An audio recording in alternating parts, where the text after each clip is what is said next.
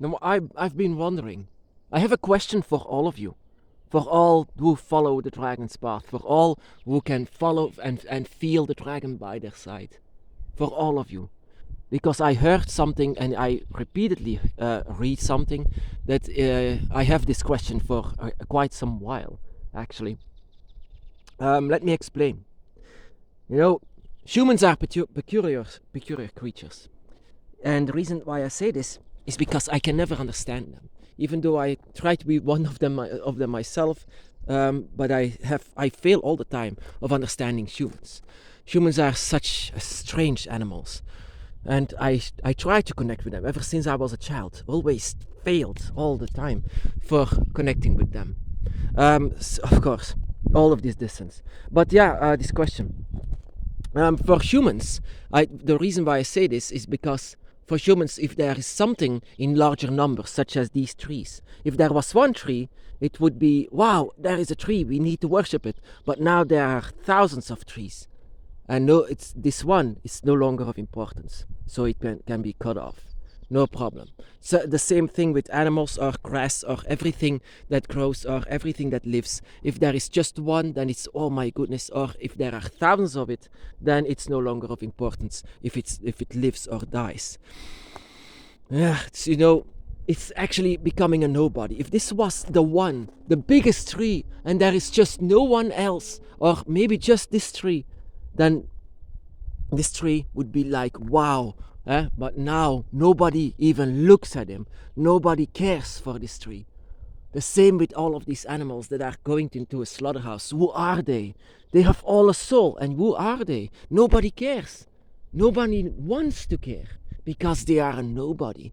But are they nobody? Now to continue. In my experience on the dragon's path, I can feel a lot of dragons. Many dragons that I feel lesser for. To this day even, that I have to admit that sometimes I still feel this. The dragon always says, "Don't feel lesser," but I've had this problem. I have this problem with all of this power that the dragon has, and all of this connection, and all the things that I need to learn still, that I feel lesser. But yeah, to continue, that I can feel thousands of dragons, thousands, 10,000s, 100,000s, even millions of dragons, all of them. And all of them are dragons with actually a story or no story. They have a story to say, and some don't have a story. Some just didn't have a story to tell. The first dragon that came to me, my dragon, never actually told a large tale. My dragon by my side didn't have a large tale. I could feel that my dragon wanted to survive, loved life, loved the connection with life, loved the forest, loved the trees. It was safe inside of the trees. All of this life, feeling secure, feeling safe, has no real story to say. The reason why I say this, my brothers and sisters, is because what I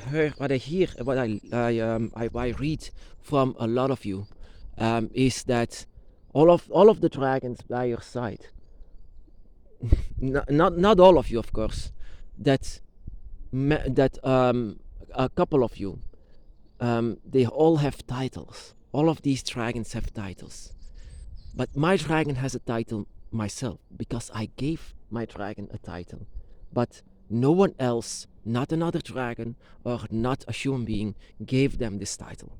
I gave my dragon by my side a title, my lord, my dragon, my king. But I gave him this title simply because for me he is my king, for he is my way, he is my path. And but no one else gave it to him. If he was here in flesh and blood, my dragon by my side, and for example, all of your dragons as well, would all be here, living in this world, it would be a beautiful thought, but a dangerous one, because humans cannot be trusted. Humans don't see value in something that is in larger numbers. If all of our dragons would be here, then they are of no importance. Even more so, they are lesser of importance. Humans have always been afraid of something that could be surpass them, and the dragons would be surpassing them in attack and defending. They have teeth, they have claws. Humans are afraid of that. So they would be feeling threatened simply because they can defend themselves and they can attack. And if they are in larger numbers, then who cares? My dragon didn't have a title until I gave my dragon a title. No one said a god to Tiamat. No one said a god to Leviathan. No one said a god, especially not for him, to Fafnir. No one said a god for all of them. And I gave them the title of a god, simply because they are gods. They are creators. They are one with the elements. And so are our dragons by our side, that is, are one with all of the elements. And what is the elements? Life. Life. And that is why I value life so much. I don't see one tree in a forest. I see life. I see an individual. I see something of importance. I see a beautiful, beautiful tree. Over there, I see it, and I have to pay attention for it, to connect with it, with the soul of it. I want to talk with it, simply because it can be, because it's important. There are millions of people, and yet every single human being is unique. Same with our dragons by our side. And my question is, to all of you, the question that I had for quite a while, is, would you mind? Would you mind if your dragon by your side never had a title? If no one said king or queen to him or her? If no one said emperor? If no one said chief or boss to it? If no one said that it was the boss of an army or maybe a soldier? That your dragon just simply never had a title? That you need to give a title to your dragon? Would you mind? Would you mind that your dragon, for someone else in this world, for other human beings, for all of humanity, this dragon by your side is a nobody? But for you, they are the world. For even though they have no real story to say, then that they had to survive. That it's just simply that they need to survive what you are doing as well in this world. That they don't have a story of big wars or a story of, for example, of epic proportions. That they don't have to say this. That they cannot say this. Of course, every single dragon god can say this.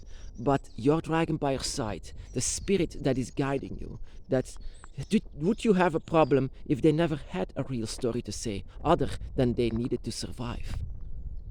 In itself, survival is a story. A lifetime is a story. So whenever my dragon let me see the world, what they have seen, it is something that I see. I come on the edge of my seat to know what was going on and what happened. How did they die? How were they born? How did they live? It's not an epic tale of fire and war. It's an epic tale of survival, and it's simply that. That is what we are doing as well in this world. An epic tale of survival, and in doing so, your dragon is by your side. So would you mind to give your dragon the title that fits them the most? Give them the title that they deserve. So yeah, my brothers and sisters, I heard this. I read this a couple of times even. I read this a couple of times. My dragon is this or leader or that, or maybe an emperor, or maybe a king or a queen. Because in older times they were worshipping and kneeling down for your dragon in particular. Well, for my dragon, they didn't do so. They didn't bow down. They did not. And I was actually the first one that bowed down for the dragon, for my dragon by my side. And that is why my dragon immediately said, don't do it. Because no one else did. And assure that you shouldn't do this. You shouldn't be below me. You should be on equal level. That is what I understood very well. So, sure, yeah. And I sometimes feel very bad. Sometimes when I listen or hear things like, yeah, my dragon is an emperor, and I feel your dragon actually, and I can feel that your dragon is actually the same as mine, that they never had a title, that you actually are giving them this title of emperor, that no one else in this world, no human, no animal, nothing ever called them emperor. But you are the one that is calling them emperor, because you seem them fitting with that name, with that title. You can see this, that everyone else in the past, once your dragon was here in flesh and blood, was saying emperor to your dragon, while in fact it was nothing like this. That you are the first one that is calling them emperor. And you are seeing this, another world, another dimension where everyone bows down for your dragon, while here you are the only one. But would you mind? Would you mind that your dragon, for everyone else in this world, is a nobody, but for you they are kings and queens or emperors? For me, for my eyes, for my experience, my dragon is my lord. My dragon is my king and queen. The horns are their crown. Of course, the wings are their cape. But yeah, like I said, if my dragon would return, my dragon would not be respected by humanity, but I would respect my dragon, and I would do everything to protect him. So yeah, I love all of your dragons. If your dragon would return, I would give my life for your dragon. But would you give the same? And would you mind if your dragon, would you mind to give your dragon a title that seemed fit for them? A title that only your dragon deserves. I call the dragon gods a god because they deserve this title. But for no one else, or practically no one else in this world, they are gods. But in my eyes, they are. And even my dragon by my side is a king and queen, or the emperor, or my lord, that I seem fit for them. What is the name that you would give your dragon? What is a title that your dragon deserves by your side? Your dragon has moved heaven and earth to be with you. What kind of a title do they deserve? Hero, or maybe super, or maybe incredible, or maybe just loving, beautiful. But I called my first dragon my lord, my dragon, because my lord deserved this title, and no one else gave it to him, but I gave him. So the best thing, that you can give your dragon is a title that they seem fit.